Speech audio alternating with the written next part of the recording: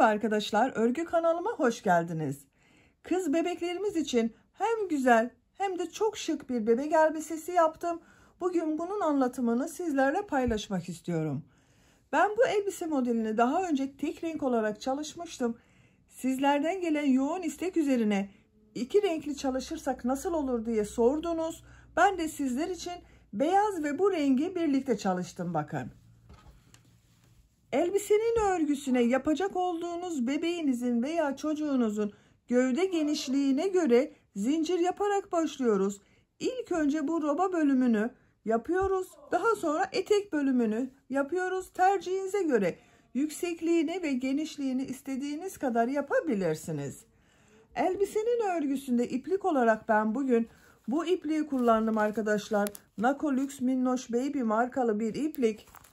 Kullandığım iplik üzerinde 100 gram iplikte 336 metre var. Bu iplikten 1,5 adet iplik kullandım. Bakın ikinci yumak iplikten de bu kaldı. Ben bugün elbiseyi bu iplik ile ördüm. Ama siz istediğiniz marka iplik ve renkleri kullanarak bu elbisenin örgüsünü yapabilirsiniz. Yazlık elbise yapmak isterseniz koton iplikler, merserize iplikler tercih edebilirsiniz arkadaşlar. Her iplik ile güzel olacaktır. Beyaz bölümde de bakın bu şekilde beyaz bölümde de Alize Happy Baby markalı bir ipliği kullandım. Soft bir iplik arkadaşlar. Kullandığım iplik üzerinde 100 gramda 330 metre yazıyor.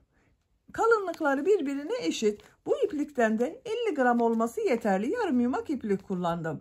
Tığ olarak da elimin sıklığına, ipliğin kalınlığına uygun olarak 5 numara 3 milimetre tığ kullandım. Siz de iplik üzerinde yazan bakın kullandığınız iplik üzerinde kaç numara tığlar kullanmanız gerektiği tavsiye edilmektedir.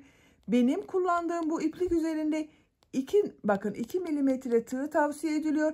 Ama ben biraz daha yumuşak ve daha güzel kabarık dursun diye 3 milimetrelik tığ kullandım arkadaşlar. Siz de tercihinize göre istediğiniz numara tığları kullanabilirsiniz.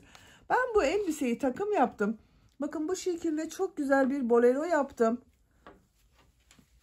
Takım olsun diye. Hem kolay hem de güzel bir bolero arkadaşlar. Bu boleronun anlatımını da ben yaptım. YouTube kanalıma yükledim. Siz de bunun gibi bir takım yapmak isterseniz boleronun olduğu YouTube linkini ben bu videonun açıklama bölümüne ekliyorum. Siz izlediğiniz bu videonun açıklama bölümünde bulunan bolero hırka linkine tıklarsanız siz de bunun gibi güzel bir takım yapabilirsiniz. Kızınıza şıklığına şıklık katarsınız. Örgüye başlamadan önce ölçülerini de size söylüyorum. Gövde genişliğini ölçüyorum ilk önce. Buradan gövde genişliğini ölçtüğüm zaman 23 santimetre genişlik var arkadaşlar. Yüksekliğini ölçüyorum. Bu genişlik ve yükseklik tercihinize göre daha fazla veya daha az olabilir. Ben bugün 1 yaş ölçüde anlatıyorum. Bakın omuzdan itibaren etek ucuna kadar olan yükseklik 38 santimetre.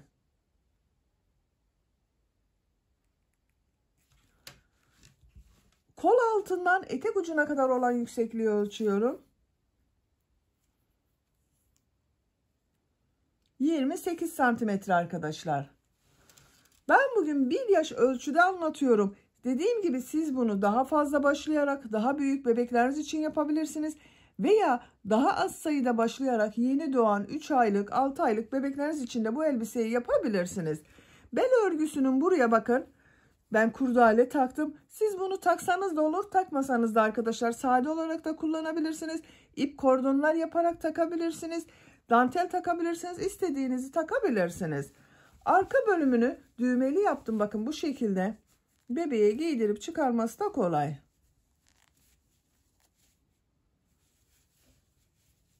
Bir tane de düğmeye ihtiyacımız var arkadaşlar. Bakın. Hem örgüsü çok kolay hem de çok güzel bir model. Hazırsanız ipliği tığı hazırlayalım. Hep birlikte bu güzel örgümüze başlayalım. Örgü kanalıma abone değilseniz abone olmayı unutmayın lütfen. Örgü kanalıma abone olmak ücretsiz.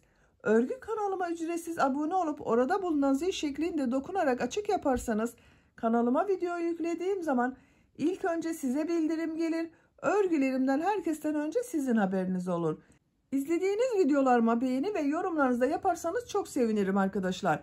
Örgü kanalıma ücretsiz abone olup beğeni ve yorumlarıyla da destek olan bütün arkadaşlara ayrıca teşekkür ederim. Hepinize kolay gelsin. İyi çalışmalar.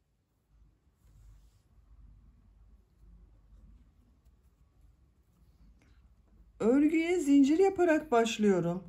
Zincir yapabilmek için ilk ilmeği yavaş gösteriyorum. Bakın ben bu şekilde yapıyorum. Size nasıl kolay geliyorsa ilk ilmeği öyle yapabilirsiniz. Zincirleri yapmaya başlıyorum.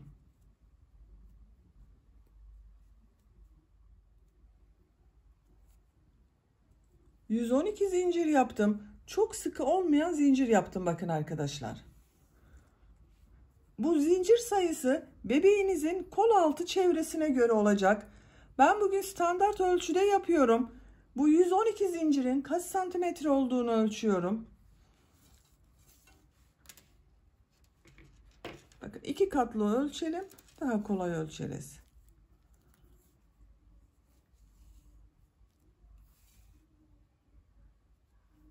...24 santimetre. Bakın bu şekilde açık haliyle 48 santimetre. Benim yapacağım ölçü için yeterli. Dediğim gibi siz bunu yapacak olduğunuz bebeğinizin veya çocuğunuzun kol altına ölçerek yaparsanız iyi olur. Bakın esnek zaten arkadaşlar. Çok sıkı zincir yapmadım. Esnek bir yapısı var. Bu zincirleri birleştireceğiz şimdi. Üzerine sık iğne yapacağız. Şu şekilde elimle düzeltiyorum. İlk yaptığım zincir ile ilmek kaydırması yaparak birleştiriyorum. Bakın burada yaptığım bu ilk zincir ile son yaptığım zinciri ilmek kaydırması yaparak birleştiriyorum. İlmek aldım. Tığın üzerinde bulunan ilmekten de aldım. Bakın bir yuvarlak yaptık arkadaşlar zincirden. Bu zincirler üzerine sık iğne yapıyorum. Bir zincir yapıyorum.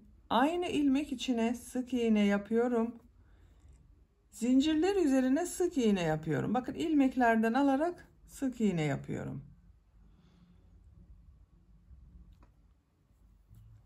Sık iğneyi de bakın tığın üzerine iplik almadan ilmeğe tığ takıyorum.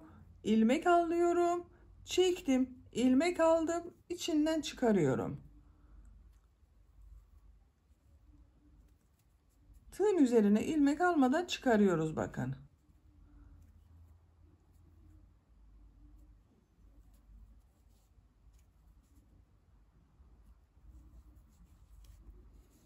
Bu şekilde. Zincirler üzerine sık iğneler yaparak sıra sonuna kadar devam edelim. Zincirler üzerine sık iğne yaparak sıra sonuna kadar tamamladım. Son zincirin üzerine de sık iğne yaptım. Son yaptığım ilmek ile ilk yaptığım bakın sık iğneyi ilmek kaydırması yaparak birleştiriyorum. Bakın sık iğne sırasını birleştirdik arkadaşlar. Bu bir sırada toplam 112 sık iğne var. Bu sıradan itibaren model yerleştirmeye başlıyoruz. Bir zincir yapıyorum. Aynı ilmek içine sık iğne yapıyorum. İpliği tığın üzerine alıyorum. 3 ilmek atlıyorum. 1 2 3 dördüncü ilmek içine 3 trabzan, 2 zincir, 3 trabzan yapıyorum. 1 2 3 2 zincir, aynı ilmek içine 3 trabzan daha yapıyorum.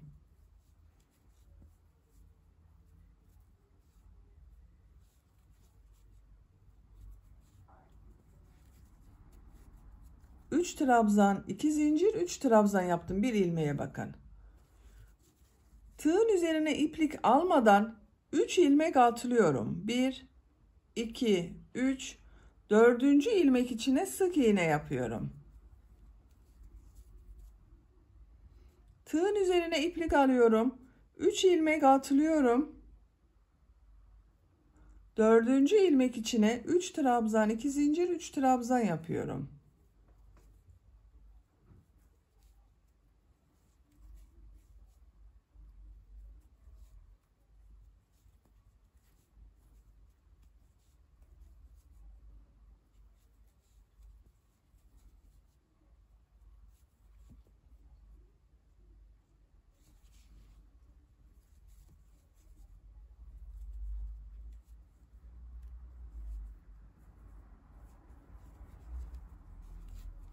Üç trabzan, 2 zincir, 3 trabzanı yaptım.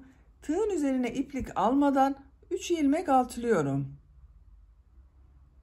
Dördüncü ilmek içine sık iğne yapıyorum. Tığın üzerine iplik alıyorum. 3 ilmek atlıyorum. Dördüncü ilmek içine 3 trabzan, 2 zincir, 3 trabzan yapıyorum.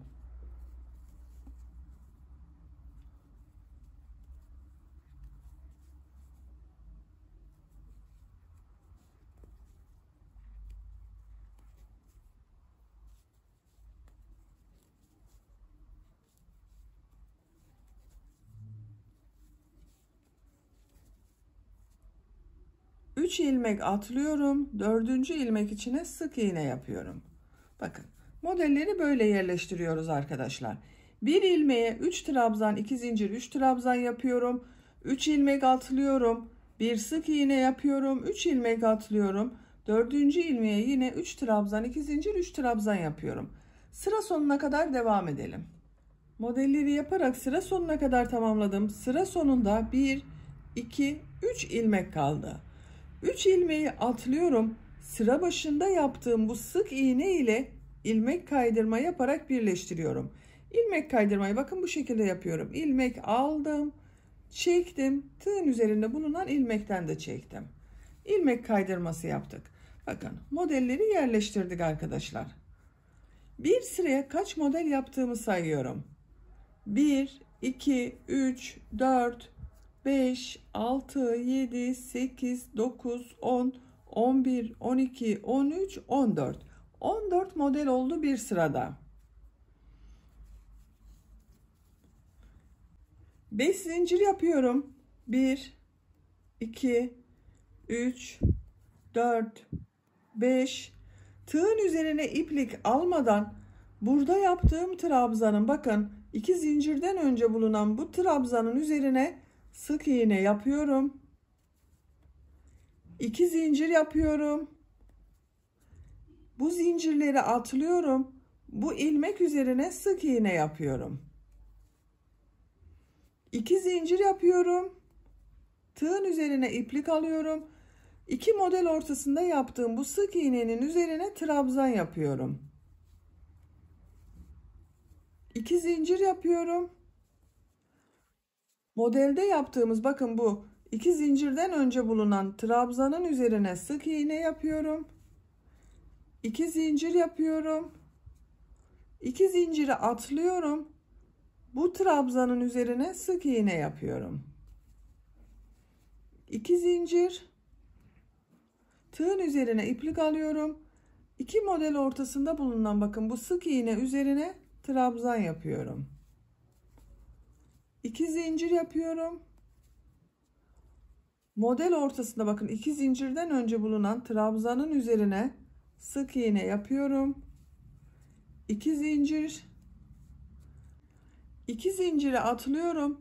Trabzanın üzerine sık iğne yapıyorum. 2 zincir yapıyorum. Tığın üzerine iplik alıyorum. 2 model ortasında bulunan, bakın, bu sık iğnenin üzerine trabzan yapıyorum. Bakın, bu sırada modelleri bu şekilde yapıyoruz arkadaşlar. Sıra sonuna kadar devam edelim. Sıra sonuna kadar tamamladım. Son modelin üzerine de bakın, 2 zincir, bir sık iğne yaptım. 2 zincir yapıyorum. Sıra başında 5 zincir yaptım buraya. Bunun 3. zincir üzerine 1, 2, 3 ilmek kaydırma yaparak sırayı birleştiriyorum. Bakın arkadaşlar, aradaki modelle aynı oldu birleştirme yaptığımız yer. Bakın, görüntüsü böyle bu sırada.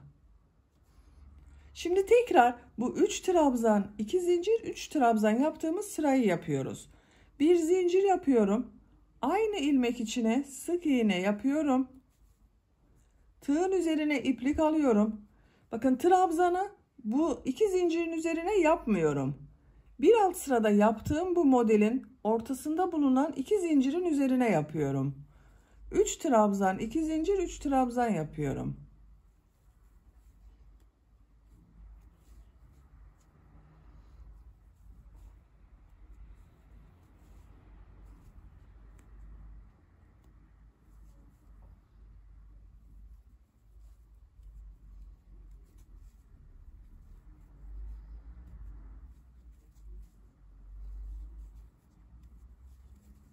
Üç trabzan, 2 zincir, 3 trabzanı yaptım. Tığın üzerine iplik almadan bu trabzanın üzerine bakın, iki model ortasında yaptığım trabzan vardı. Sık iğne yapıyorum. Tığın üzerine iplik alıyorum. İkinci modelin bakın bunun üzerine yapmıyorum. Model ortasında yaptığım bu iki zincirin üzerine 3 trabzan, 2 zincir, 3 trabzan yapıyorum.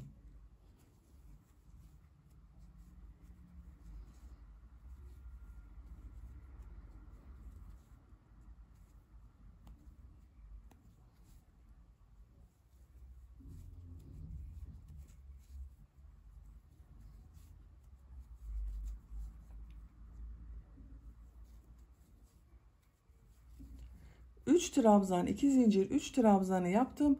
Tığın üzerine iplik almadan bu trabzanın üzerine sık iğne yapıyorum. Tığın üzerine iplik alıyorum. Diğer modeli bakın bir alt sırada yaptığım bu iki zincirli boşluğa 3 trabzan, 2 zincir, 3 trabzan yapıyorum.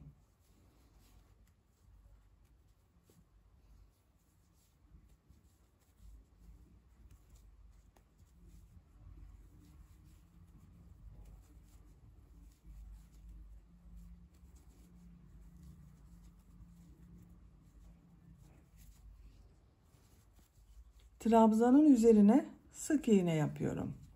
Bakın bu sırada da 3 trabzan, 2 zincir, 3 trabzan yapıyoruz.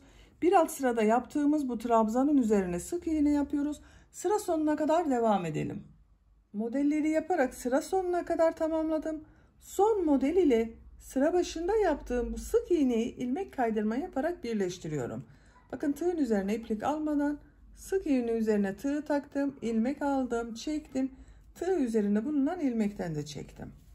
Bakın arkadaşlar ikinci model sırasını tamamladık. Toplam 14 model vardı. Bu 14 modelin 7 modelini ön bölüm, 7 modelini arka bölüm için yapacağız. Bu sıradan itibaren ön ve arka bölümleri ayrı ayrı öreceğiz. Bakın buraya bir işaret takalım. Kol altı olacak arkadaşlar burası. 2, 4, 6, 7 model sayıyorum. Diğer kol altında buraya yapıyorum bakın. Bu 7 model ön bölüm için olacak. 7 model de arka bölüm için olacak. Burada bakın bu ilk modelin ortasından itibaren modellere başlayacağız. Oraya geçiş yapıyorum. Bu sıradan itibaren örgüyü çevirerek öreceğiz arkadaşlar. Artık yuvarlak gitmeyecek örgümüz. Onun için çevirerek öreceğiz. Çevirerek öreceğimizden bu iki zincir yaptığım sıradayı yapıyorum şu anda. Onu ters taraftan yapıyorum bakın. Örgüyü çeviriyorum. Bu model ortasına ilmek kaydırması yaparak geçiş yapıyorum. Bakın her ilmek üzerinden ilmek kaydırması yapıyorum.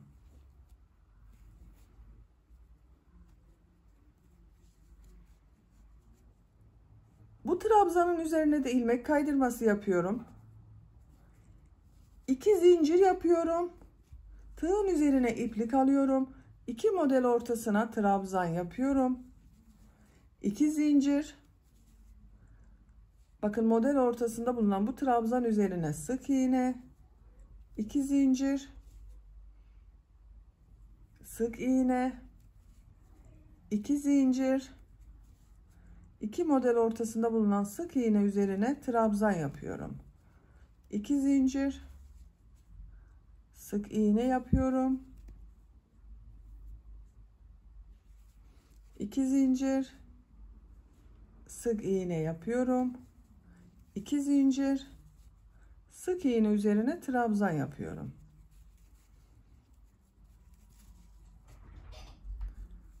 Sık iğne yapıyorum. 2 zincir yapıyorum. Sık iğne yapıyorum. 2 zincir, sık iğne üzerine trabzan. 2 zincir, sık iğne yapıyorum. 2 zincir,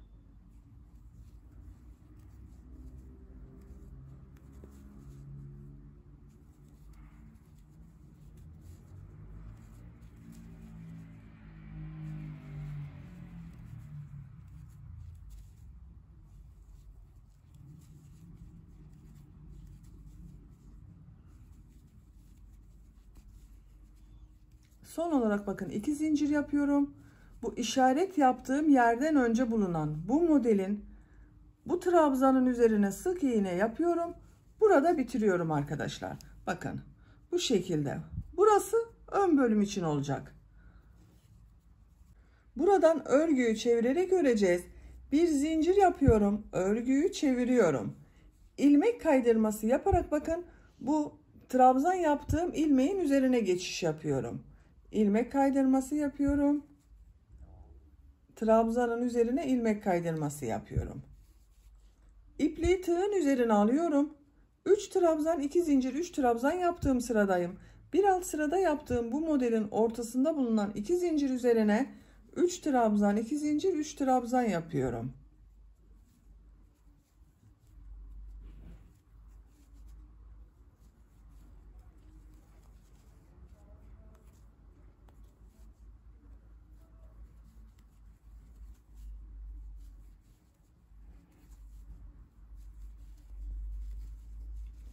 Trabzanın üzerine sık iğne yapıyorum.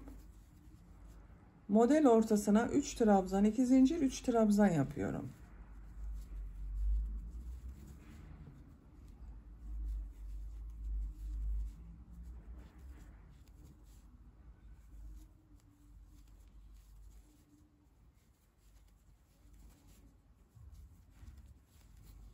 Bu şekilde.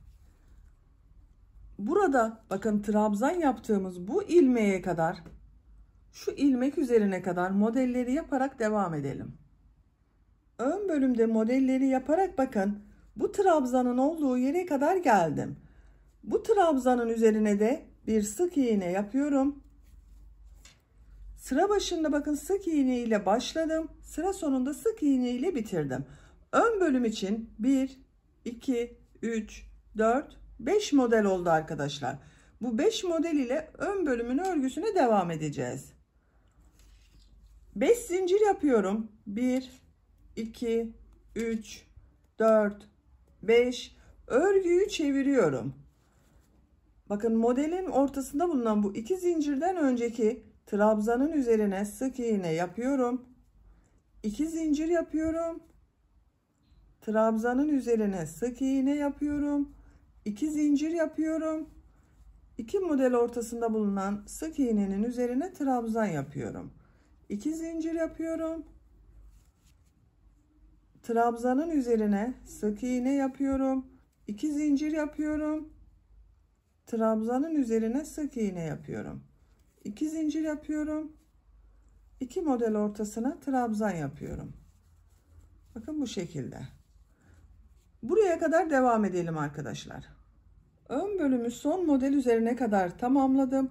2 zincir yapıyorum. Burada yaptığım bu sık iğne vardı. Bunun üzerine trabzan yapıyorum. Bakın.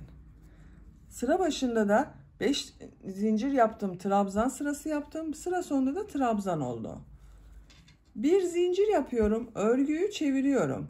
Trabzanın üzerine sık iğne yapıyorum. Tığın üzerine iplik alıyorum. 3 trabzan 2 zincir 3 trabzan yaptığımız model sırasını yapıyoruz.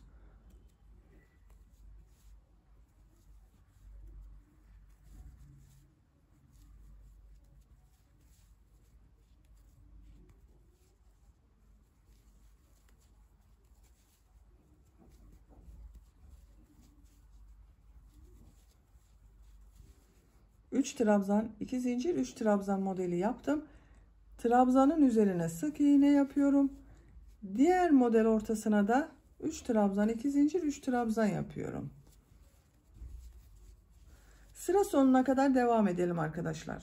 Son modele kadar modelleri yaptım. Zaten 5 model var. Bakın 1, 2, 3, 4, 5.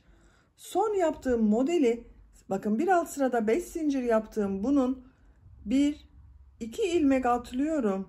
3. ilmek içine sık iğne yapıyorum. 5 zincir yapıyorum. Örgüyü çeviriyorum. Tığın üzerine iplik almadan bakın bu trabzanın üzerine sık iğne yapıyorum. 2 zincir yapıyorum. Trabzan üzerine sık iğne yapıyorum. 2 zincir yapıyorum. Sık iğnenin üzerine trabzan yapıyorum. 2 zincir, sık iğne, 2 zincir, sık iğne. Bakın. Bu zincirle ve trabzan ve sık iğnelerden oluşan sırayı yapıyoruz. Sıra sonuna kadar devam edelim. Sıra sonuna kadar tamamladım. Sıra sonunda 2 zincir yapıyorum. Tığın üzerine iplik alıyorum. Burada yaptığım bu sık iğnenin üzerine trabzan yapıyorum. Bir zincir yapıyorum. Örgüyü çeviriyorum. Trabzanın üzerine sık iğne yapıyorum. Tığın üzerine iplik alıyorum. Bu bir alt sırada yaptığım 2 zincirin üzerine 3 trabzan, 2 zincir, 3 trabzanlı olan modeli yapıyorum.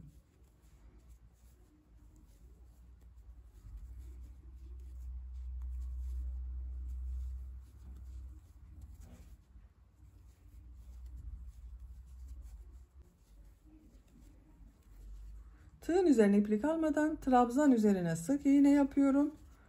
Diğer modelleri devam ediyorum. Bu şekilde. Modelleri yaparak buraya kadar devam edelim. Modelleri yaparak sıra sonuna kadar tamamladım. Son modeli burada yaptığım 5 zincir vardı. 1, 2 zincir atlıyorum. 3. zincir üzerine sık iğne yapıyorum. Bakın arkadaşlar. 5 model ile 5 sıra olarak tamamladım. 1, 2, 3, 4, 5. Bu sıradan itibaren yaka kesmesi yapacağız bu orta bölümde. 5 zincir yapıyorum. Örgüyü çeviriyorum. Bu trabzanın üzerine sık iğne yapıyorum. 2 zincir yapıyorum. Trabzan üzerine sık iğne yapıyorum. 2 zincir yapıyorum. Sık iğnenin üzerine trabzan yapıyorum. 2 zincir. Bakın bu trabzanın üzerine bir sık iğne yapıyorum. Burada bitiriyorum. Omuzları yapacağız arkadaşlar. Bakın bu şekilde. Buradan geriye dönüş yapacağız. 2 zincir yapıyorum. Örgüyü çeviriyorum. Bu trabzanın üzerine sık iğne yapıyorum. İpliği tığın üzerine alıyorum. Bakın bu model ortasına 3 trabzan, 2 zincir, 3 trabzan yapıyorum. 2 zincir, 3 trabzan.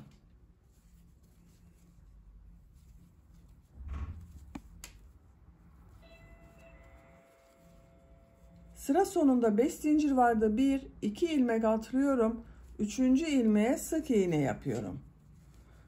Bu şekilde oldu bakın arkadaşlar. 5 zincir yapıyorum. Bakın burası kol tarafı olacak. Örgüyü çeviriyorum. Trabzanın üzerine sık iğne yapıyorum. 2 zincir yapıyorum. Trabzanın üzerine sık iğne yapıyorum. 2 zincir yapıyorum. Tığın üzerine iplik alıyorum. Bu sık iğnenin üzerine trabzan yapıyorum. Buradan geri dönüyorum. Bir zincir yapıyorum. Örgüyü çeviriyorum. Bu ilmek üzerine sık iğne yapıyorum. Tığın üzerine iplik alıyorum. Model ortasına 3 trabzan, 2 zincir, 3 trabzan yapıyorum.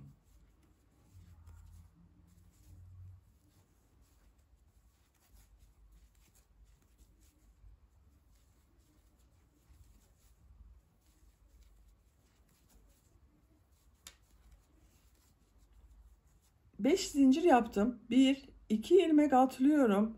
3. ilmeğe sık iğne yapıyorum. Bakın arkadaşlar, omuz örgüsü bu bir model ile devam ediyor. 5 zincir yapıyorum. Örgüyü çeviriyorum. Sık iğne yapıyorum. 2 zincir. Sık iğne. 2 zincir. Sık iğnenin üzerine trabzan yapıyorum. Bir zincir yapıyorum. Örgüyü çeviriyorum. Trabzanın üzerine sık iğne yapıyorum. Tığın üzerine iplik alıyorum. Model ortasına 3 trabzan, 2 zincir, 3 trabzan yapıyorum.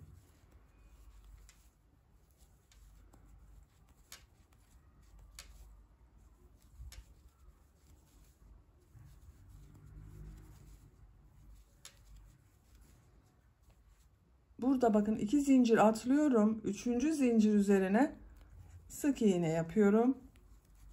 5 zincir yapıyorum. Örgüyü çeviriyorum. Sık iğne yapıyorum.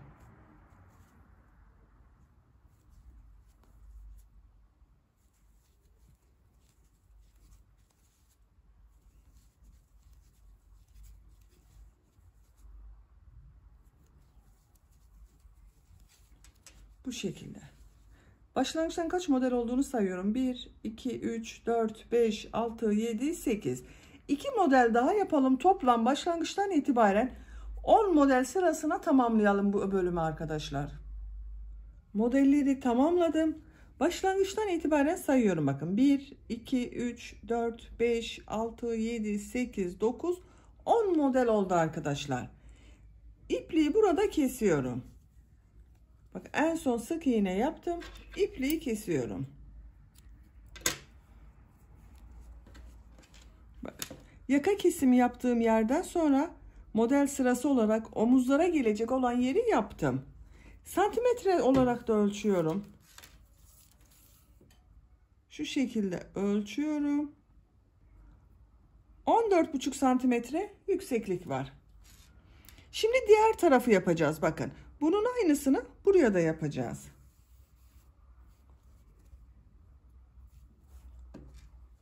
Burayı başlarken bu zincir ve sık iğne yaptığım tarafı yapıyordum. Bakın örgüyü çeviriyorum. Örgünün ters tarafından. Bir ikinci model. Bir ikinci model. İkinci modelin bu ilmek üzerinden ipliği bir defa bağlıyorum.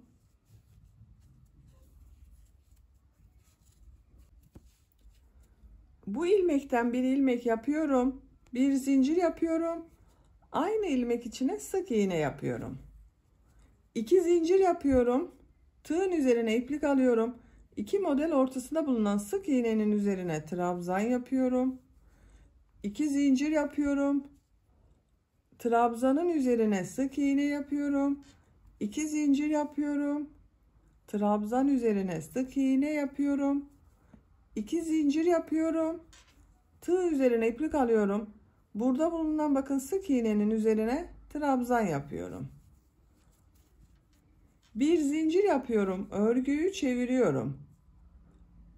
İlk ilmek üzerine sık iğne yapıyorum. İpliği tığın üzerine alıyorum. Bu modelin ortasına 3 trabzan, 2 zincir, 3 trabzan yapıyorum.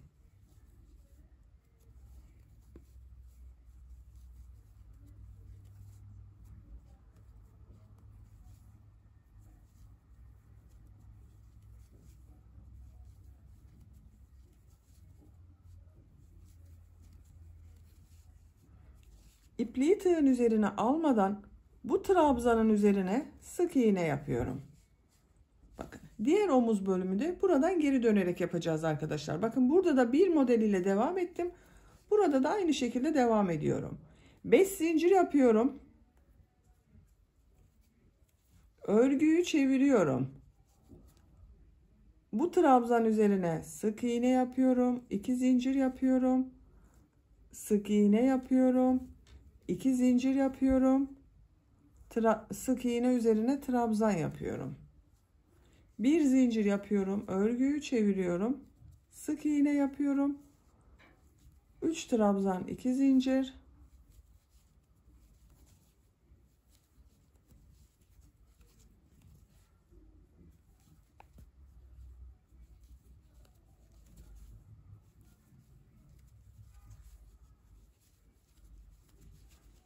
İpliği tığın üzerine almadan burada yaptığım 5 zincirin 1 2 zincir atlıyorum. 3. zincir üzerine sık iğne yapıyorum.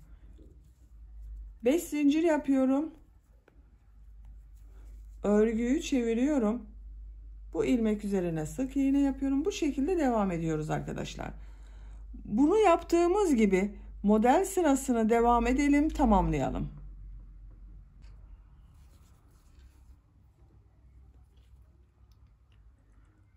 Ön bölümün diğer tarafında 10 sıra model olarak tamamladım. 1 2 3 4 5 6 7 8 9 10. Burada ipliği kesiyorum arkadaşlar.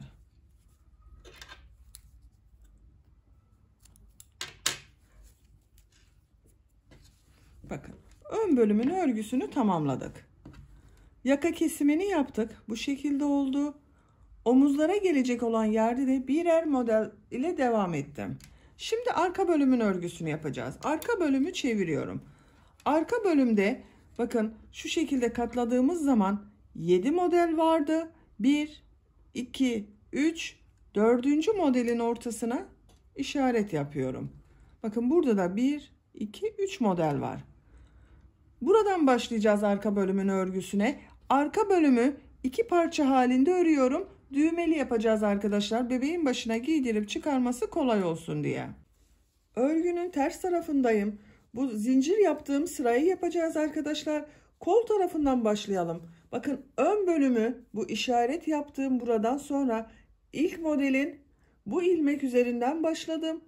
Arka bölümü de bu işaretten sonra olan bu modelin bu ilmekten başlıyorum. İpliği bir defa bağlıyorum. Bu ilmekten bir ilmek yapıyorum. 2 zincir yapıyorum. Tığın üzerine iplik alıyorum. Bu sık iğnenin üzerine trabzan yapıyorum. 2 zincir. Sık iğne. 2 zincir. Sık iğne. 2 zincir. Trabzan yapıyorum. Bu işaret yaptığımız yere kadar modelleri aynı şekilde devam ediyorum.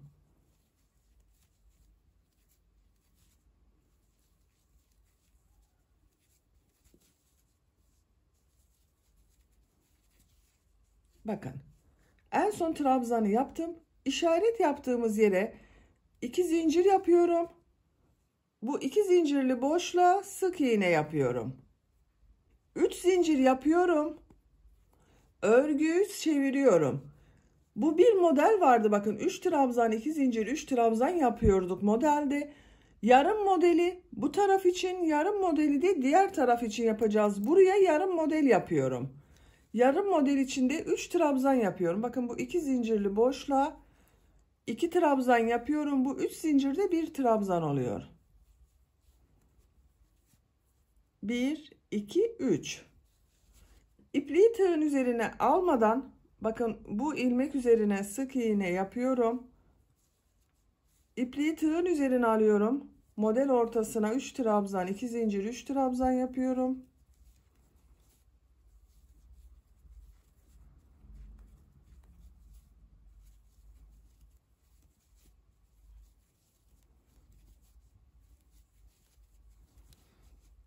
Trabzanın üzerine sık iğne yapıyorum. Model üzerine 3 trabzan 2 zincir 3 trabzan yapıyorum.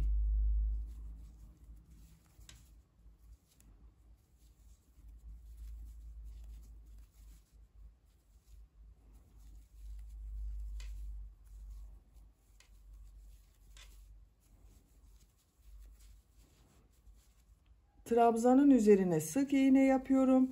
Buradan geriye dönüyorum arkadaşlar. Devam etmiyorum. Bakın, bu modelin üzeri boş kalacak. 5 zincir yapıyorum. 2, 3, 4, 5. Örgüyü çeviriyorum. Bu ilmek üzerine sık iğne yapıyorum. Artık kol tarafından başka kesme yapmayacağız, eksiltme yapmayacağız.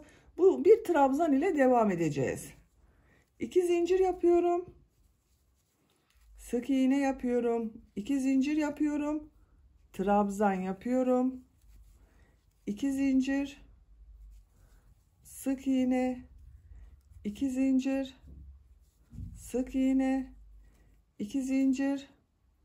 Trabzan yapıyorum. 2 zincir yapıyorum. Bu en son yaptığım, bakın. Burada bir üst zincir yaparak bir trabzan yaptım. Boşluğa tığ takıyorum. Sık iğne yapıyorum. 3 zincir yapıyorum. Örgüyü çeviriyorum. Bu yaptığımız, bakın, sık iğne var. Bunun bu ilmek içine, şu zincir yapmıştım, onun içine 2 trabzan yapıyorum. 1 2. Bu üst zincirde bir trabzan, 3 trabzan oldu. Trabzanın üzerine sık iğne yapıyorum. Model ortasına 3 trabzan, 2 zincir, 3 trabzan yapıyorum.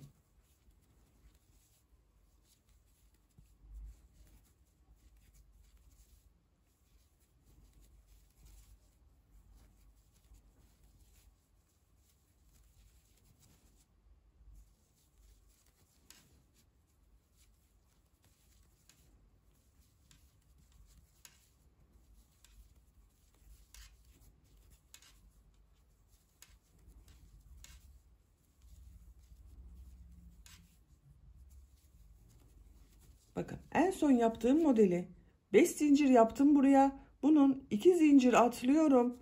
3. zincir üzerine sık iğne yapıyorum. 5 zincir yapıyorum. Örgüyü çeviriyorum. Sık iğne yapıyorum. 2 zincir, sık iğne, 2 zincir, trabzan, 2 zincir, sık iğne, 2 zincir, sık iğne, 2 zincir, trabzan, 2 zincir yapıyorum. Bu 3 zincir yaptığım, bakın, bu boşluğa sık iğne yapıyorum. 3 zincir yapıyorum, buradan geriye dönüyorum. Bu, bakın, sık iğnenin altında bulunan boşluğa 2 trabzan yapıyorum. 1 2. Yaptığım trabzanı bunun üzerine sık iğne olarak tutturuyorum. Bakın, burada arka bölümün ortasında yarım model olarak 3 trabzan şeklinde devam ediyoruz arkadaşlar. Kol tarafından da bu zincirler ile devam ediyoruz. Bakın, bu şekilde düz devam ediyoruz. Arka bölümün örgüsünü bu 2 tam model, bir yarım model şeklinde 9 sıra olarak tamamlayalım. Arka bölümün örgüsünü 2,5 model ile 9 sıra olarak tamamladım. 1 2 3 4 5 6 7 8 9. 9 sıra model sırası oldu. 10. sıradayız. Ön bölümleri, bakın, 1 2 3 4 5 6 7 8 9 10 sıra yaptım. Arka bölümü de 10 sıra yapacağız. 10. sırayı yarım yapacağız. Bakın, buraya kadar yapacağız. Buradan geriye döneceğiz. En son sık iğne yaptım. 5 zincir yapıyorum. 2 3 4 5. Örgüyü çeviriyorum. Sık iğne yapıyorum. 2 zincir. Sık iğne yapıyorum. 2 zincir. Trabzan yapıyorum. 2 zincir yapıyorum. Bu ilmek üzerine sık iğne yapıyorum. 2 zincir yapıyorum. Örgüyü çeviriyorum. Bu ilmek üzerine, bakın, trabzan yaptım. Trabzanın üzerine sık iğne yapıyorum. Burası arka bölüm oldu, bakın arkadaşlar. Boyuna gelecek olan yer. İpliği tığın üzerine alıyorum. Bunun üzerine 3 trabzan, 2 zincir, 3 trabzan model yapıyorum. 3 2 zincir,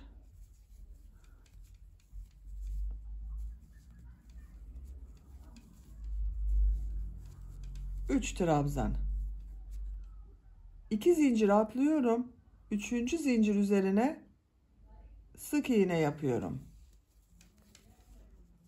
10 sıra modeli yaptım bakın arkadaşlar. 10. sıra modeli tek model olarak yaptım. 1 2 3 4 5 6 7 8 9 10. Şimdi bu arka bölüm ile burada yaptığım ön bölümü birleştireceğiz. Omuzlardan birleştireceğiz. Örgüyü çeviriyorum. 2 zincir yapıyorum. Şöyle bakın. Örgüyü çevirdim. 2 zincir yapıyorum. Ön bölümün şu şekilde yerleştiriyorum. Bakın kol tarafı olacak burası. Tığın üzerine iplik alıyorum. Ön bölümün kol tarafında bulunan bu sık iğne üzerine trabzan yapıyorum. 2 zincir yapıyorum. Bu ilmeğe tığ takıyorum. Karşıdan da bakın ön bölümde bulunan bu ilmeğe tığ taktım. Sık iğne yapıyorum.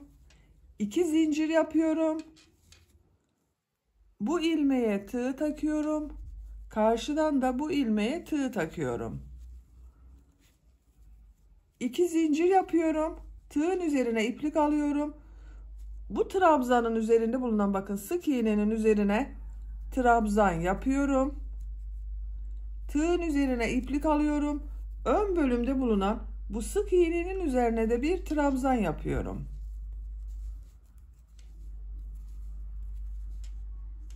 Bakın bu şekilde birleştirdik. Düz tarafının görüntüsüne bakalım. Düz tarafının görüntüsü böyle arkadaşlar. İpliği burada kesiyorum.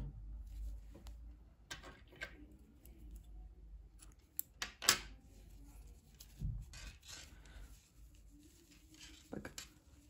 Arka bölümü yaptık. Arka bölümü son modeli ön bölümde yaptığım bu bir model ile birleştirdim. Görüntüsüne bakalım. Ön bölümden görüntüsü böyle. Arka bölüm böyle. Şimdi diğer arka bölümü yapalım. Bakın diğer parçasını yapalım. Örgünün ters tarafından başlıyorum yine. Bakın bu bölümü ters taraftan, kol tarafından başladım. Diğer tarafı da bu orta bölümde işaret yaptığım, bakın arka ortada işaret yaptım. Buradan başlıyorum. Yarım model yaptığım yerden başlıyorum. İpliği bir defa bağlıyorum. Buradan bir ilmek yapıyorum. 2 zincir yapıyorum. Trabzan yapıyorum bakın. Bu sık iğnenin üzerine trabzan yapıyorum. 2 zincir yapıyorum. Sık iğne yapıyorum.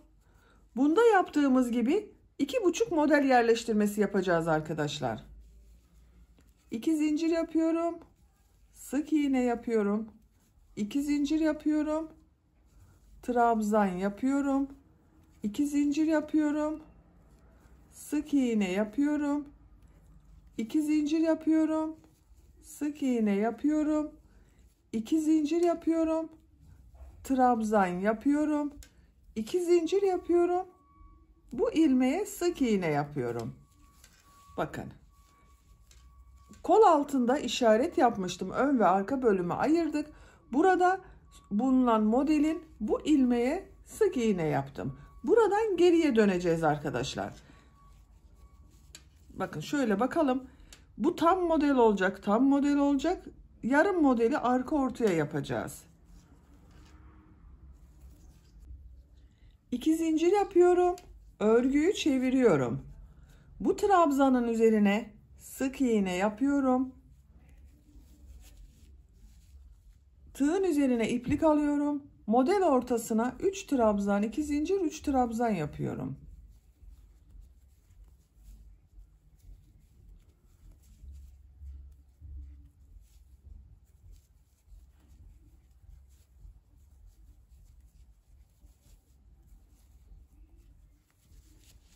Trabzanın üzerine sık iğne yapıyorum.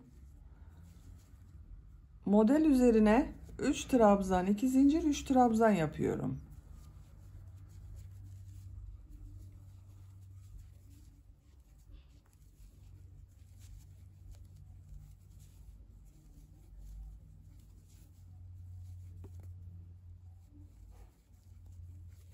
Bakın 1 2 tam modeli yaptım. Bu arka ortada işaret yaptığım yere yarım model olan 3 trabzanı yapıyorum. Tığın üzerine iplik alıyorum. Bakın bu işaretli yere 3 trabzan yapıyorum. 1 2 3 şekline bakalım arkadaşlar. Bakın arka bölümün bu tarafı için de bir tam model, 2 tam model, üçüncüyü yarım model yaptım. Burada da aynı şekilde 2 tam, bir yarım model yaptım. Burada da aynı oldu. Bir zincir yapıyorum, örgüyü çeviriyorum. İlk ilmek üzerine sık iğne, 2 zincir yapıyorum. Trabzan yapıyorum. 2 zincir yapıyorum. Sık iğne yapıyorum. 2 zincir yapıyorum. Sık iğne yapıyorum. 2 zincir yapıyorum. Trabzan yapıyorum. 2 zincir yapıyorum. Sık iğne yapıyorum. 2 zincir. Sık iğne. 2 zincir yapıyorum. Bakın bu sık iğnenin üzerine trabzan yapıyorum. Bir zincir yapıyorum. Örgüyü çeviriyorum.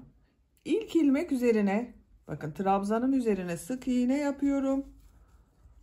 İpliği tığın üzerine alıyorum. Model ortasına 3 trabzan, 2 zincir, 3 trabzan yapıyorum.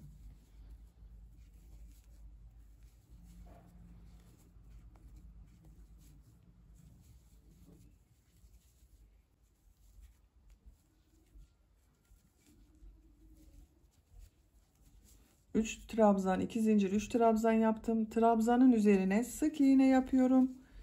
Diğer model ortasına da 3 trabzan, 2 zincir, 3 trabzan yapıyorum.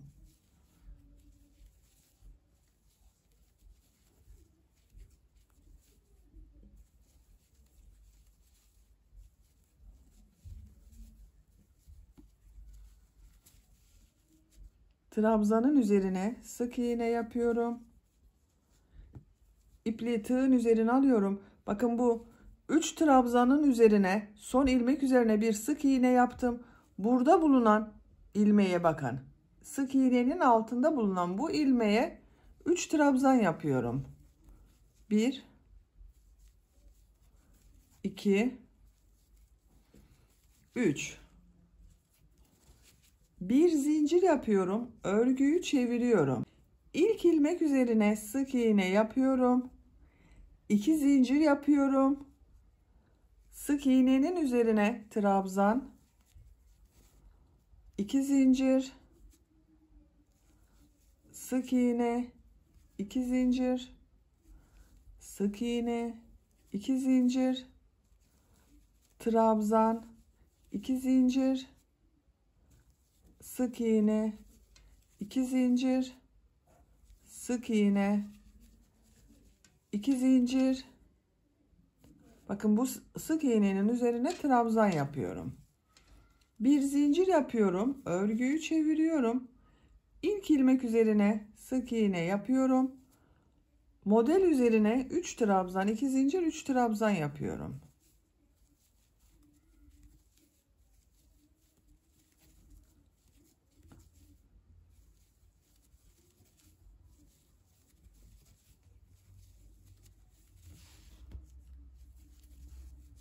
Trabzanın üzerine sık iğne yapıyorum. Diğer model üzerine 3 trabzan, 2 zincir, 3 trabzan yapıyorum.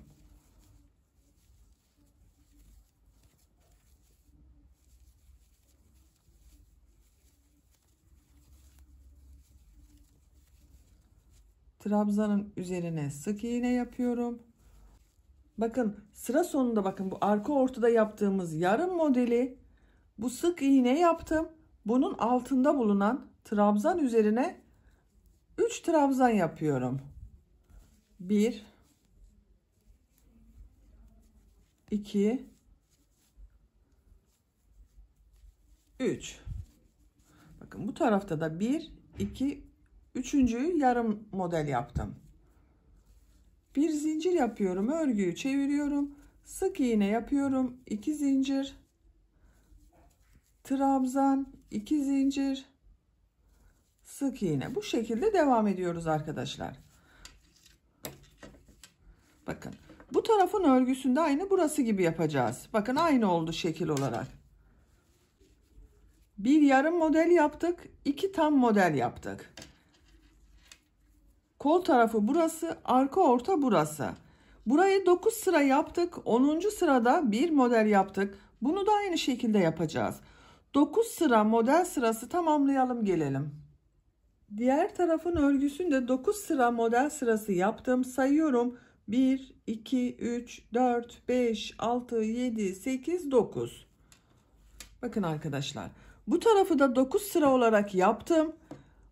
Kol tarafında bir modeli ön bölüm ile birleştirdim. Buradan da bakın bu modele bir model ekleyeceğiz. Bu modeli 10 sıra olarak tamamlayacağız arkadaşlar. O modele geçmek için bakın burayı ilmek kaydırması yaparak buraya kadar devam ediyorum.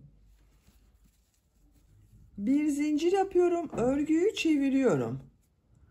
Bu ilmeğe tığ takıyorum, ilmek kaydırma yapıyorum. Diğer ilmeğe tığ takıyorum, ilmek kaydırma yapıyorum. İlmek kaydırma yapıyorum. İlmek kaydırma yapıyorum. Her ilmekten ilmek kaydırması yapıyorum bakın. 2 zincirin üzerine de ilmek kaydırma yaptım. Bu ilmek üzerine ilmek kaydırma yapıyorum. Bakın düz tarafının görüntüsü böyle arkadaşlar. Burada da bakın burayı boş bıraktık. Kol tarafında olan modeli 10. sırayı yaptım. Burada da aynısını yapacağız. 2 zincir yapıyorum. Sık iğnenin üzerine trabzan yapıyorum. 2 zincir yapıyorum. Sık iğne yapıyorum. 2 zincir. Sık iğne yapıyorum. 2 zincir yapıyorum. Trabzan yapıyorum. Bir zincir yapıyorum. Örgüyü çeviriyorum. İlk ilmek üzerine sık iğne yapıyorum. Bu modelin üzerine 3 trabzan, 2 zincir, 3 trabzan model yapıyorum.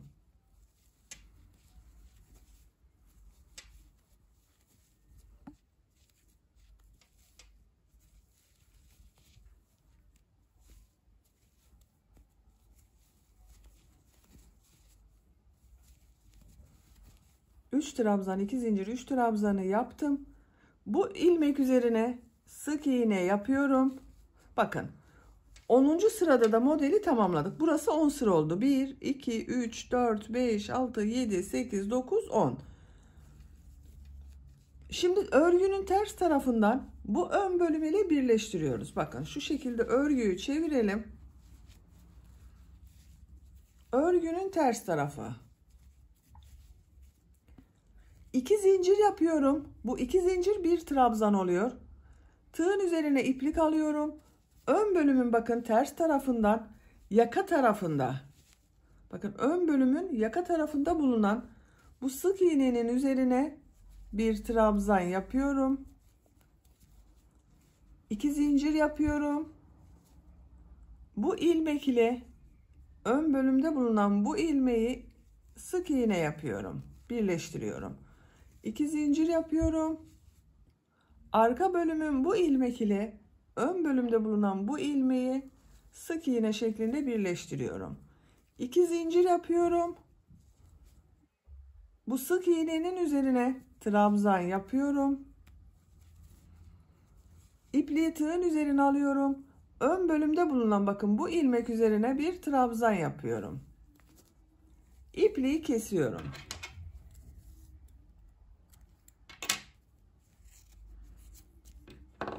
Bakın arkadaşlar. Örgünün düz tarafına bakalım.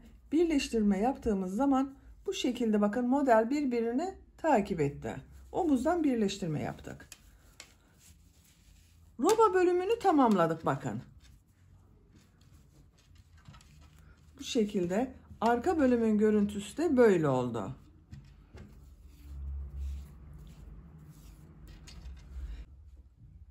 Şimdi etek bölümünün modellerini yerleştireceğiz. Bakın gövde bölümünü yaptık. Etek bölümünü de aynı modelleri yapacağız arkadaşlar. Biraz daha sık yerleştireceğiz. Kol altından başlıyorum ben. Bakın bu ilmekten model yerleştirmeye başlıyorum. Kol altından başlıyorum arkadaşlar ben. Düz tarafından yapıyoruz. Bakın ilk önce bu 3 trabzan, 2 zincir, 3 trabzan şeklinde model sırasını yapacağız. Kol altında bu bakın ipliğin olduğu ilmeğe ipliği bir defa bağlıyorum.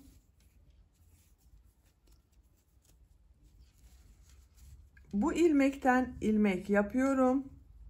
Bir zincir yaptım, sağlamlaştırdım. Tığın üzerine iplik alıyorum. Bir ilmek atlıyorum. İkinci ilmek bakın. Üzerine 3 trabzan, 2 zincir, 3 trabzan yapıyorum. 1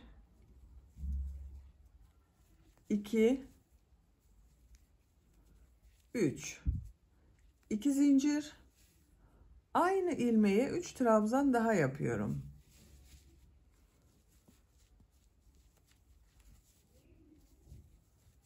3.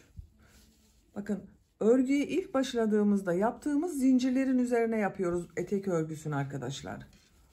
Sık iğne yaptım bu zincirler üzerine. Ters taraftan da etek örgüsünü yerleştiriyorum. 2 ilmek atlıyorum. 1 2 3. ilmeğe sık iğne yapıyorum. Tığın üzerine iplik alıyorum. Bir ilmek atlıyorum. İkinci ilmeğe 3 trabzan, 2 zincir, 3 trabzan yapıyorum. 2 3 2 zincir, 3 trabzan yapıyorum.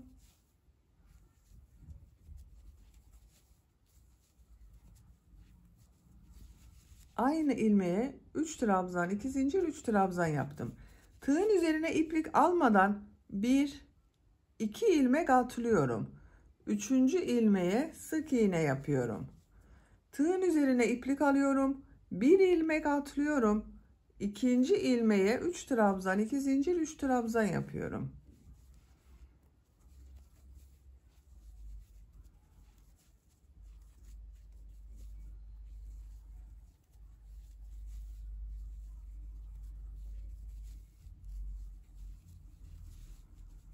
İki ilmek atlıyorum. 3. ilmeğe sık iğne yapıyorum. Tığın üzerine iplik alıyorum. 1 ilmek atlıyorum. 2. ilmeğe 3 trabzan, 2 zincir, 3 trabzan yapıyorum. Bakın arkadaşlar. Model yerleştirmeyi böyle yapıyoruz. Etek bölümünün örgüsünü, bu gövde bölümünü yaptığımız model yerleştirmesinden bakın daha sık yapıyoruz. Biraz dökümlü olsun istiyorum etek bölümü. Modelde yaptığımız ilmekten sonra 2 ilmek atlıyoruz. Bir sık iğne yapıyoruz. 1 ilmek atlıyoruz. İkinci ilmeğe 3 trabzan, 2 zincir yapıyoruz. 2 ilmek atlıyoruz. 3. ilmeğe sık iğne, 1 ilmek atlıyoruz. İkinci ilmeğe 3 trabzan, 2 zincir, 3 trabzan yapıyoruz. Sıra sonuna kadar devam edelim. Etek bölümünde modelleri yaparak sıra sonuna kadar tamamladım. Bakın son model olarak da 3 trabzan, 2 zincir, 3 trabzan yaptım. Bu modeli sıra başında yaptığım bu ilmek vardı. Bak buna ilmek kaydırma yaparak birleştiriyorum. Uzatıyorum. Bakın arkadaşlar, etek bölümünün ilk sırasında model yerleştirmeyi yaptım. Kaç model yaptığımı sayıyorum. 1 2 3 4 5 6 7 8 9 10 11 12 13 14 15 16 17 18 19 20 21 22. Bir sıraya 22 model oldu. İkinci sıradayız. İkinci sırada bu zincir ve sık iğneler yaptığımız sırayı yapıyoruz. Örgüyü çevirmiyoruz etek bölümünde arkadaşlar. 5 zincir yapıyorum. 1 2 3 4 5 Bu ilmek üzerine sık iğne yapıyorum. 2 zincir yapıyorum. Bu ilmek üzerine sık iğne yapıyorum. 2 zincir yapıyorum. 2 model ortasında bulunan sık iğne üzerine trabzan yapıyorum. 2 zincir yapıyorum. İlmek üzerine sık iğne yapıyorum. 2 zincir yapıyorum.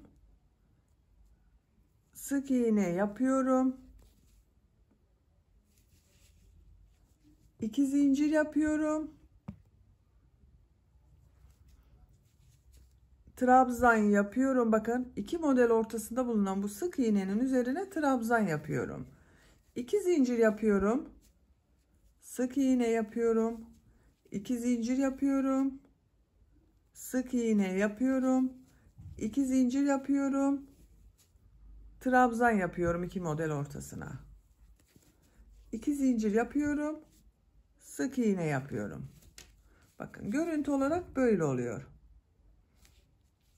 Sıra sonuna kadar devam edelim.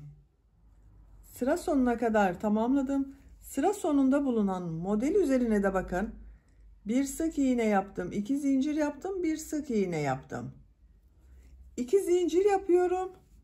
Sıra başında 5 zincir yaptım. 1 2 zincir atlıyorum. 3. zincir üzerine ilmek kaydırma yaparak sırayı birleştiriyorum. Bakın burayı birleştirdik arkadaşlar. Görüntüsü böyle oldu bu sırada. Şimdi tekrar bu 3 trabzan 2 zincir 3 trabzan yaptığımız sıradayız. Bir zincir yapıyorum. Aynı ilmek içine sık iğne yapıyorum. İpliği tığın üzerine alıyorum. Model ortasında bulunan bakın bu 2 zincirli boşluğa 3 trabzan 2 zincir 3 trabzan yapıyorum. 1 2 3 2 zincir 3 trabzan daha yapıyorum.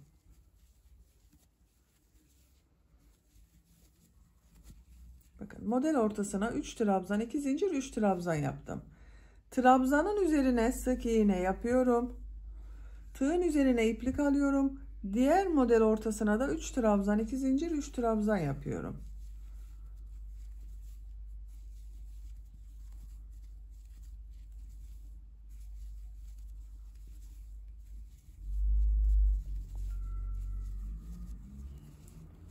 Trabzanın üzerine sık iğne yapıyorum. Tığın üzerine iplik alıyorum. Diğer model ortasına da 3 trabzan 2 zincir 3 trabzan yapıyorum. Modeller bu şekilde devam ediyor. Bakın arkadaşlar. Model ortasına 3 trabzan 2 zincir 3 trabzan yapıyoruz.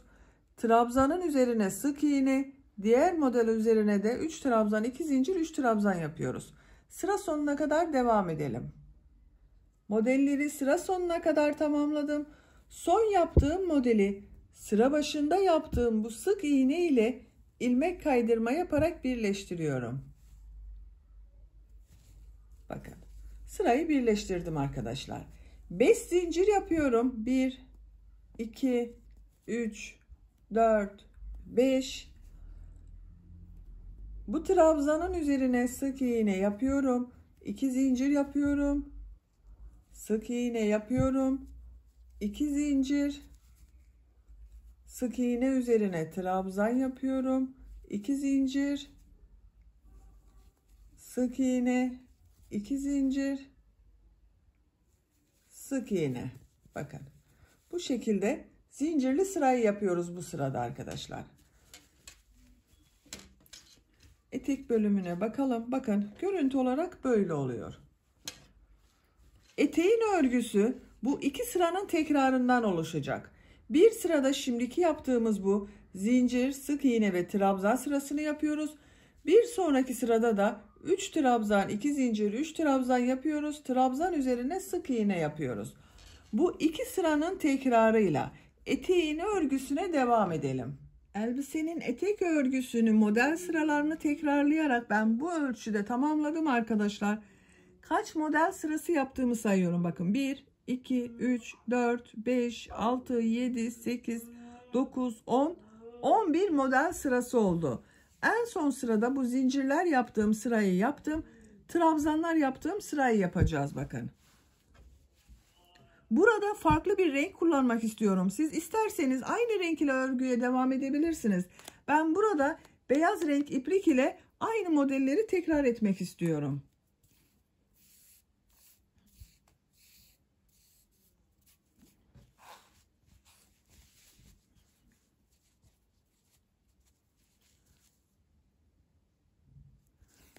Sıra sonunda bakın ilmek kaydırma yaparak sırayı birleştirdim. Burada ilmeğin rengini beyaz renk yapıyorum. Şu şekilde arkadaşlar. Bir zincir yaptım. Buraya sık iğne yapıyorum. İpliği tığın üzerine alıyorum. Bakın bu model ortasına yine aynı. Bu renkleri nasıl yaptıysak beyaz ile de aynısını yapıyoruz arkadaşlar. 3 trabzan, 2 zincir, 3 trabzan yapıyorum.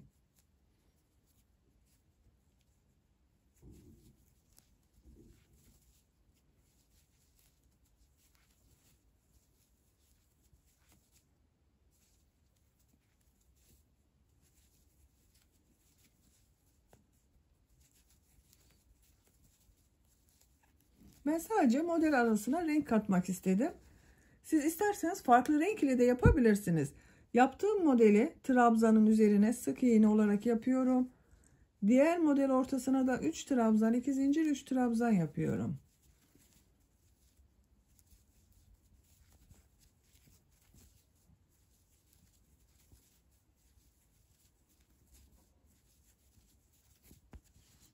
Bakın arkadaşlar. Bu modellerin aynısını yapıyoruz. Hiç farklı bir şey yok arkadaşlar. Sadece renk değiştirdim. Sıra sonuna kadar devam edelim. Sıra sonunda yine beyaz renk iplik ile bu zincirli yaptığımız sırayı yapalım. Bir sonraki sırada yine ben bu renk ile devam etmek istiyorum. Bir beyaz, bir bu renk ile örgüyü tamamlamak istiyorum. Siz de tercihinize göre yapabilirsiniz. Bu şekilde elbisenin etek örgüsünü tamamlayalım. Elbisenin etek örgüsünü modelli sıra olarak ben tamamladım arkadaşlar.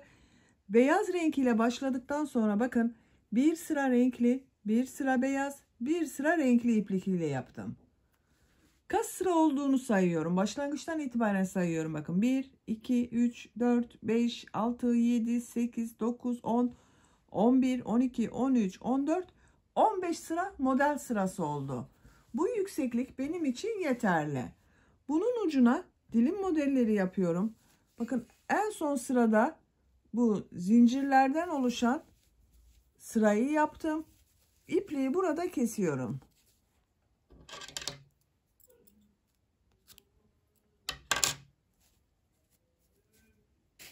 Beyaz renk iplik ile dilim modelleri başlıyorum.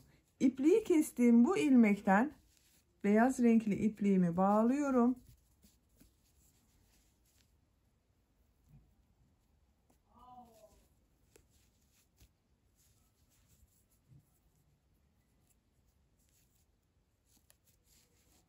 Bir ilmek yapıyorum. Bir zincir yaptım. Aynı ilmeğe sık iğne yapıyorum. İpliği tığın üzerine alıyorum. Bu model ortasına 8 trabzan yapıyorum. 1 2 3 4 5 6 7 8. Bakın 8 trabzanı yaptım. Bu trabzanın üzerine sık iğne yapıyorum. İpliği tığın üzerine alıyorum. Diğer model ortasına da 8 trabzan yapıyorum.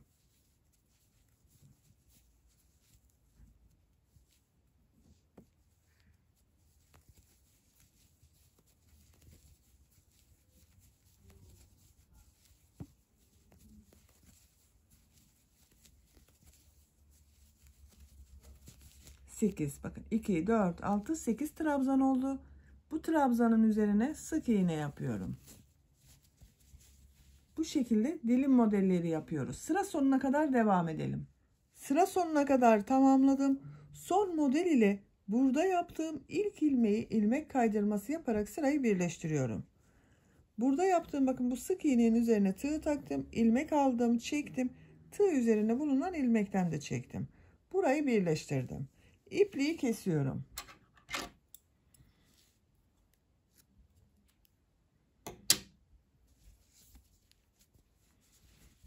Bakın arkadaşlar, görüntüsü böyle oldu. Birleştirme yaptığımız yerin görüntüsü de böyle. Bu ipliği de örgünün ters tarafından ilmekler arasından geçirerek kaybediyorum.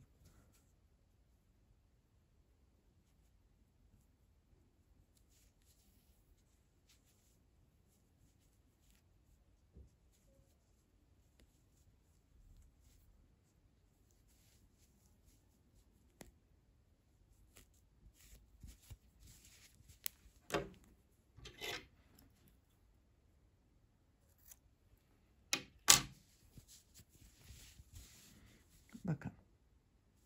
Birleştirme yaptığımız yer belli olmuyor. Etek bölümünün örgüsünü tamamen bitirmiş oldum. Şimdi kol uçlarını yapalım. Bakın, ben kol ucunun birisini bu şekilde pıtırcık modelleri yaptım. Diğer kol ucunu sizinle yapalım. Kol altından başlıyorum.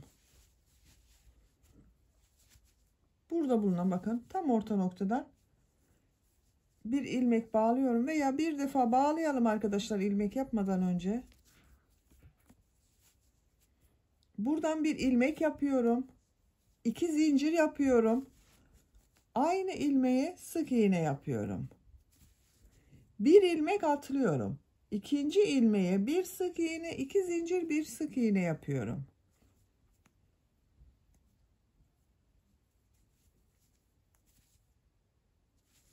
Bir ilmek atlıyorum. Bakın, bu 2 zincirli boşluktayım. Buraya da bir sık iğne, 2 zincir, bir sık iğne yapıyorum. Bir ilmek atlıyorum. Bakın, bu ilmek içine bir sık iğne, 2 zincir, bir sık iğne yapıyorum. Bu şekilde pıtırcıklar yapıyoruz. Kol çevresinde pıtırcık modelleri yaparak sıra sonuna kadar devam edelim. Kol çevresinde pıtırcık modelleri yaparak başladığım yere kadar tamamladım. Bu son yaptığım ilmek ile burada yaptığım ilmeği ilmek kaydırma yaparak sırayı birleştiriyorum. İpliği kesiyorum.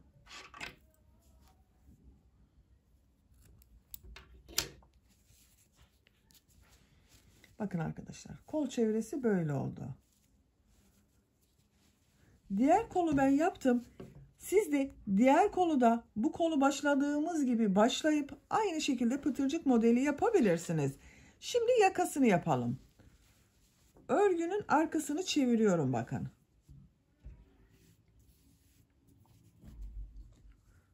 Arka noktadan başlıyorum. Bakın, buradan başlıyorum. Yaka başlangıcı yaptığımız buradan. Bir defa ipliği bağlıyorum. Bir ilmek yapıyorum. 5 zincir yapıyorum. Buraya düğme için bir düğme biriti yapmak istiyorum. Düğme iliği yapacağız. Düğme iliği için 5 zincir yapıyorum. 2, 3, 4, 5. Aynı yere sık iğne yapıyorum. Bakın, bu düğme için düğme iliği yaptım. Yakanın çevresinde de bu kol ucunda yaptığım pıtırcık modellerinden yapıyorum. Bu ilk ilmek, bakın, bunun içine bir sık iğne, 2 zincir, bir sık iğne yapıyorum. Bir ilmek atlıyorum. İkinci ilmeğe bir sık iğne, 2 zincir, bir sık iğne yapıyorum. Bir ilmek atlıyorum. İkinci ilmeğe bir sık iğne, 2 zincir, bir sık iğne yapıyorum. Bakın, pıtırcık modelleri yapıyoruz. Bu yakanın çevresinde pıtırcık modelleri yaparak diğer uç noktaya kadar devam edelim. Yakanın diğer uç noktasına kadar pıtırcık modelleri yaptım. Son ilmeğe sık iğne yapıyorum. İpliği kesiyorum. Biraz uzun bırakıyorum arkadaşlar düğme dikmek için. Bakın. Yakanın çevresinin görüntüsü böyle oldu. Buraya da düğme dikeceğiz. Bu düğme biriti yaptığım yerin tam karşısına gelen buraya düğme dikeceğiz. Düğmesini de dikelim, bitmiş olarak görelim. Elbisenin düğmesini de diktim. Bakın arkadaşlar, bu şekilde beyaz bir düğme dikmeyi tercih ettim. Siz istediğiniz düğmeyi kullanabilirsiniz. Burada yaptığım düğme iliği vardı, bakın. Buna şu şekilde takıyorum. Çok güzel oldu. Böylece elbisenin örgüsünü de tamamen tamamlamış olduk. Bakın. Örgünün ters tarafının görüntüsü de çok güzel. Arka bölümün görüntüsü de bakın böyle arkadaşlar. Elbisenin bitmiş olarak ölçülerini söylüyorum. Gövde genişliğini ölçüyorum. Bakın kol altından buradan başladığımız gövde genişliğini ölçüyorum.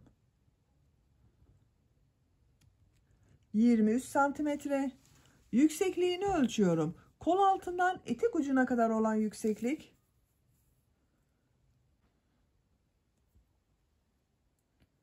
28 santimetre.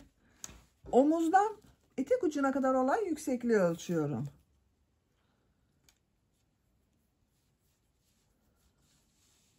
38 santimetre. Bu ölçüde 1 yaş bebek için güzel bir ölçü. Ben bugün 1 yaşındaki bir bebek için yaptım arkadaşlar. Bebeğiniz kiloluysa 6 aylık bebek için olacak ölçü. Bebeğin kilosuna göre değişecektir. Benim size söylemiş olduklarım ölçüler standart bebek ölçüsü. İplik olarak da ikinci yumak iplikten bu kaldı arkadaşlar. 1,5 adet iplik kullandım. Beyaz iplikten de bakın bu kaldı. Bir yumak iplikten bu kaldı. Böylece bir örgü anlatımının da sonuna gelmiş oldum. Beni dinlediğiniz ve izlediğiniz için hepinize çok teşekkür ederim. Örgü kanalıma abone değilseniz abone olmayı unutmayın lütfen. Örgü kanalıma abone olmak ücretsiz. Örgü kanalıma ücretsiz abone olup orada bulunan zil şeklinde dokunarak açık yaparsanız kanalıma video yüklediğim zaman ilk önce size bildirim gelir. Örgülerimden herkesten önce sizin haberiniz olur. İzlediğiniz videolarıma beğeni ve yorumlarınızı da yaparsanız çok sevinirim arkadaşlar. Sizlerle yeni örgülerde görüşmek dileğiyle. Hoşça kalın, sevgiyle kalın.